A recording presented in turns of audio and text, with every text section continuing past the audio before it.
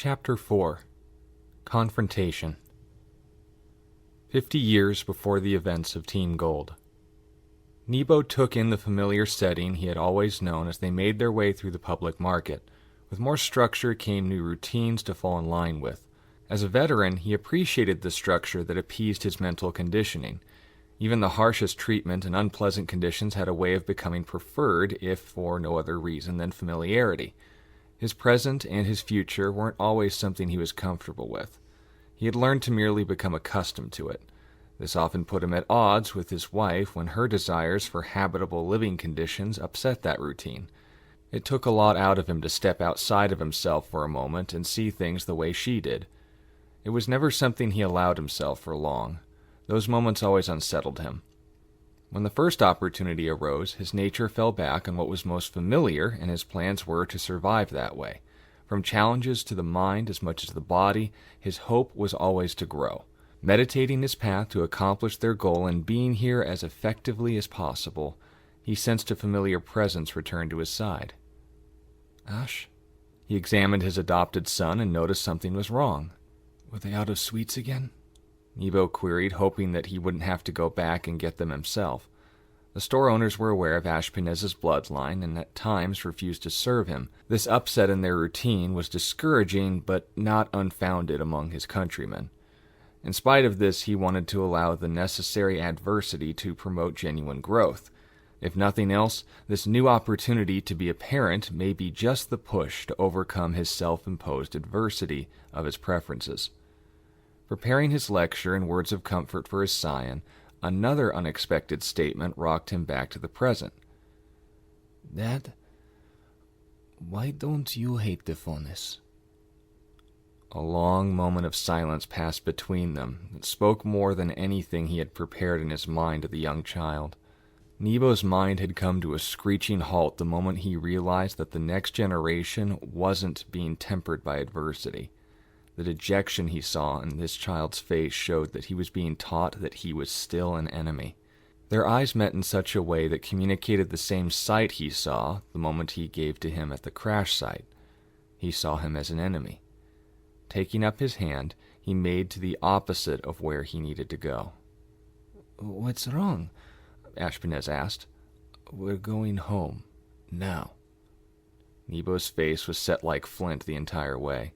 Chastising himself for somehow upsetting his father, Ashpenez always felt that he could be honest to a fault with his guardian. Perhaps he had been wrong.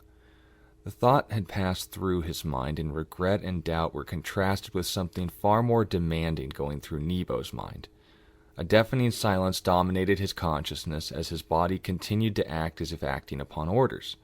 His grounding for the future of his family had just seen its foundation collapse, and he did not know where to go. He needed his wife if he was going to be able to think clearly. They went through the door to their home, and Ashpenez went to his room, preemptively as if he was in trouble. Nebo's wife saw them both without the groceries she sent them for and went through an array of emotions. At first, confusion colored her features as she saw her husband forget something asked of him for the first time she had known him. His empty hands gave rise to anger as her goal for their dinner that evening had been blocked, and began to muster the will to confront the issue. Then her eyes went to Ashpenez. Wait, Nebo called out to his son. The boy paused and timidly turned to face his elder.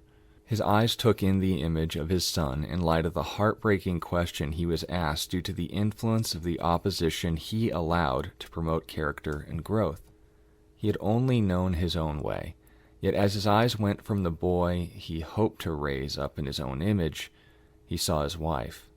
The woman he had chosen to commit his life to had opened up an entirely new world for him. She saw the plays they attended in lights that his mind would never have considered. Her desires intertwined as often as intercepted his own, and was shocked every time they worked out as well as his own would have. Even her frame was a mystery to him. His studies recognized that her bone structure and lack of testosterone made her weaker than himself in every way, yet the will behind them had been the anchor of his ethics and example to their new family. It was the very thing Ashpenez's words had taken away. If they remained where they were, he couldn't protect him from that kind of opposition. His growth wouldn't just be impeded, it would be perverted. "We're moving," Nebo stated matter-of-factly while locking eyes with his bride. Recognizing the hurt seen by her adopted son and the surety in her husband's eyes, she went through a series of emotions all her own. Already accepting his wishes, she moved to their bedroom. "I need to be alone for a while." Nebo nodded and looked at Ashpenaz. Lowering himself down to his level, he reached out his arms as a call to embrace him. Their lives were going to change for the sake of this little one. They were building up a future for him that would be worth living in, and the ground here would hinder that hope at best. He would sort out housing and travel arrangements later. The location didn't even matter to him. All that mattered was the one he embraced.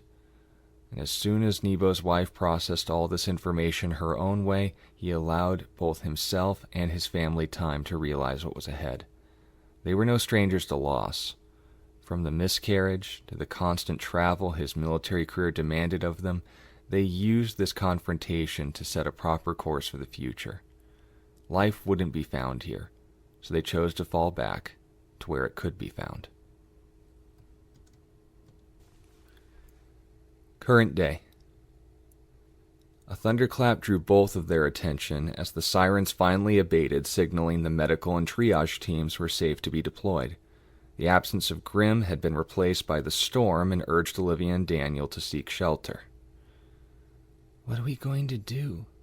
Olivia voiced as they made to move their friend indoors. Daniel groaned against the strain Leia's dead weight put on him as they finally reached the veranda. A response finally came when their task had been accomplished. "I'm sorry, Olivia."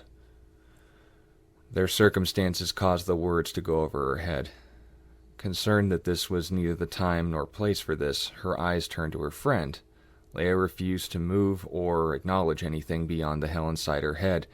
Even in her pitiful state, her grieving allowed them both as much privacy as they could ask for. "Sorry for what?" she replied as she set her rifle aside.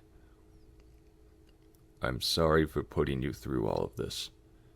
As if that communicated all that needed to be said, he made his way to assist with those gathering outside.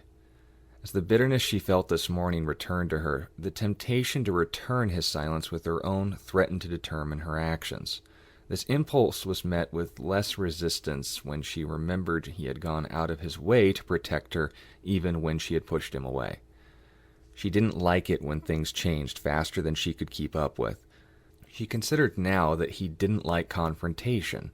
He was a protector to a fault, and she loved him for it. It reminded her that she was safe at his side. He would rather put himself in harm's way than see those he cared about hurt. It was then that her inner dialogue answered her grace with malice. "Then why don't you care about how I feel?" She realized the words were spoken out loud and made to put her hand over her mouth. Yet what was said couldn't be unspoken. This was a new opportunity for him to protect her on an entirely new battlefield, one that she knew he'd need to know if they were going to spend their lives together. "If I'm hurting, then you shouldn't leave me here to suffer." The quiet sobs of Leia in the dark between them only added to her emphasis. Daniel didn't know what to say. He appreciated her willingness to bring this to his attention, but his own malice threatened to block his attempt to reconcile with his wife by drawing his attention away to other things, more important things.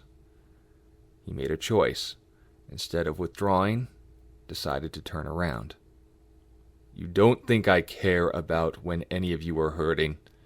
There are people hurting outside right now." Olivia snapped back. "So why don't you help them?" His back straightened. "Because you matter most." The words surprised him internally as much as impacted Olivia visually. Like iodine on an open wound, the sting only proved testimony to the purging of a potential infection. He waited for another retort. He understood her features still expressed anger, yet he stood his ground and prepared himself for the pain. She took up her rifle and caused Daniel to brace himself. If her shooting him would spare her carrying the unresolved grief of all that she had seen this week, it would be a worthy sacrifice in his mind. Yet the impact he registered wasn't the shock-inducing flare of dust. It was a small body, embracing his waist. He opened his eyes to see Olivia holding on to him and rubbing her cheek against his breastplate. It wasn't warm, but he understood that wasn't what she was looking for. His arms fell and drew her closer. I just need to know you're here for me. Don't walk away. I need you to talk. Nodding, Daniel pushed past his assumption that she had said all that was needed to be said already. I'm sorry, Olivia. You deserved a beautiful wedding day. You deserved a family. You deserved seeing everyone here for you on that day. All I can offer you is myself. Enjoying the deep rumble of his voice as its reverberation came from his chest to her ears, the sources of her anger abated as soon as she heard them acknowledged. And I'm sorry too, she replied. I'm sorry. Daniel raised his hand to her lips and allowed her to be silent this time. This was his way of dealing with emotions. The exchange of minds between each other became yet another moment of intimacy that made anything she had lost the night before pale in comparison. He lifted her off the ground and slowly rocked her back and forth as the assurance of each other's presence reconciled the conflict that naturally came between two minds inclined to go their own directions. As all this was happening, Leia glared at her friends being given the opportunity to experience what she had lost. A relationship, an exchange of minds, an apology, an opportunity to be honest and acknowledge how they had harmed the other in order to pursue restoration even in the smallest of ways. She forced her face into her arms as she was left to suffer alone. As the storm passed, so did the idea that the Grimm incursion had ever taken place. Their society was more than accustomed to these events, and each individual was given the opportunity and incentive to rebuild any damages. The craters in the dirt roads were filled with dry mud, and the teams sent from Shade examined them to make sure they would dry solid instead of producing hazards. Medical teams made to gather the casualties as the older members of each household put to use the mandatory medical training they were put through in order to live in vacuo. The damage to the buildings was negligible, the loss of life was minimal, life went on in the company of death, and the moments when the two failed to collide were something they could be thankful for. Some celebrated this through music, others through allowing themselves a moment of rest, and yet others still chose to consign themselves to food and drink, to which a new patron had joined the unusual crowd. Leia's tail hung low as she looked down across the bar. She remembered that this posture would limit ideal blood flow to her brain and prolong her emotional state. She dismissed the notion that she should alter her position in order to bring her out of her depression, given that she had found herself comfortable there. The coarse laughter and jesting taking place around and occasionally towards her were a necessary evil to find a setting that matched her mood. She hadn't even bothered to clean the mud off of herself as she reached for another drink. Once again, the lessons from the instructor filled her mind. While he didn't prohibit them from making their own decisions, he went out of his way to always make sure they knew exactly what they were doing and why his decisions were to avoid them. The numbing effects of excess alcohol on her mind was supposed to drain her energy to the point of stasis, if just for a moment. Yet the more she pushed her metabolism to its edge with the influence of these depressant chemicals, her semblance burned through the pollutants as quickly as the calories she was putting into her system. It had gotten so excessive the bartender began eyeing her closely to see if he should cut her off. Yet no signs of intoxication showed in the brief moment she chose to speak, or turn away from potential companions. With a shrug, he went back to his work and decided to let her be. While her body wasn't being impeded by the chemicals, her mind had processed enough through it to allow her mind to wander in dark places. Looking towards the restroom, she went again to relieve herself of the pints of liquid she had ingested unsuccessfully to attempt to cope with the last week. When she went to wash her hands, she noticed the marks that had been left there by the Grimm were almost fully healed, and the even older mark she had left on herself the night before had closed and faded even faster. Why can't you give me even this? She spoke to her own semblance as it worked to preserve her life the way it was intended to. Moving to the knife holstered at her side, she began retracing the lines on her flesh in an attempt to redirect her attention from her wandering thoughts. Drops quietly made their way into the sink as the blood melded with the water that still clung to her hands. As the oozing plasma coagulated and stopped the blood flow, she made to mark herself again and again, like the drink she had previously turned to as a distraction from the grief. Like a weight she was learning more and more she was unable to handle, she longed for the days where she could simply drop the weights, or allow a spotter to assist her. Her semblance kept her from diverting the weights to anywhere but her shoulders, and her spotter was gone. A new series of drops joined the blood and water, trickling the sink as she looked up to see herself in the mirror. The image was all too familiar, a picture of fear being pushed beyond the limits her psyche was meant to handle. Another lesson passed through her mind as she remembered the words of Abimelech. "The gods are a contradiction. Paired in equal power and influence, their standing as a standard leaves neither one nor the other to stand as what ought to be. The voice that condemns the work of the destroyer justifies the handiwork of the Creator in the same breath, yet one does not stand above the other. This world isn't established in one state being what should be and allowing the condemnation of its absence. In this world there is no evil, because the foundation of good is nothing more than a contradiction." She pushed the words out of her mind as she sought every possible means of dismissing it. Philosophy couldn't preserve her because she had learned too much about it to thrive in the ignorance of its structure. Psychology served her no better, as the observations of the author's motives and upbringing only showed how they arrived at those conclusions. It did nothing to dismiss the validity of them. The credibility of their author was irrelevant if it was consistent with reality. The Creator God had given her a semblance that preserved her life through hardship, yet never knew himself what those burdens would feel like. She sucked another sharp breath in as a new valley formed further up her arm. It was then that the last voice she needed to hear passed through her mind. The impact was so intense that her eyes passed into a semi-dream state and produced a visual hallucination in the mirror before her. Gideon? She asked her reflection as his dark eyes numbly observed her through his visor.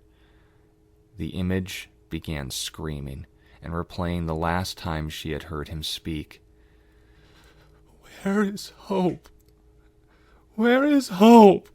it yelled over and over again in the frenzy Salem had put him through. She panicked at the sight and went to embrace her friend with all the strength she could muster. Reality objected to her action as the mirror she reached out to shattered across her hands and deepened one particular wound across her forearm and began pumping rather than bleeding as a result. Her knees began to shake as the beginning signs of shock came upon her. She understood what had happened.